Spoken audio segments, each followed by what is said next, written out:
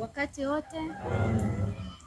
Somo la sadaka tutaangalia mafungu machache katika kitabu cha Zaburi sura ile ya 116 mstari wa 12, mstari wa 17 na mstari wa 18.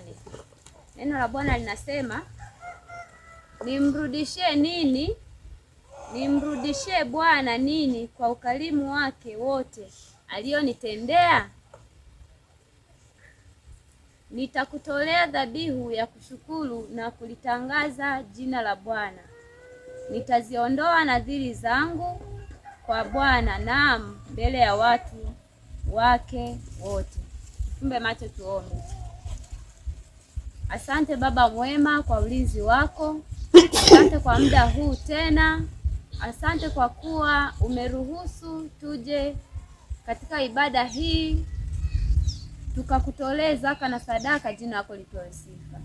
Bariki yule ambaye amefanikiwa kupata cha kukutolea, hata yule ambaye hata kutolea kwa siku ya leo, mfanikishe tena siku nyingine akaweze kupata cha kukutolea. Lakini zaidi ya yote tunaitoa mioyo yetu, tunatoa maisha yetu kwako, tutumie kama upendavyo. Tumeomba kupitia jina la mwanao Yesu Kristo, amina. Amen.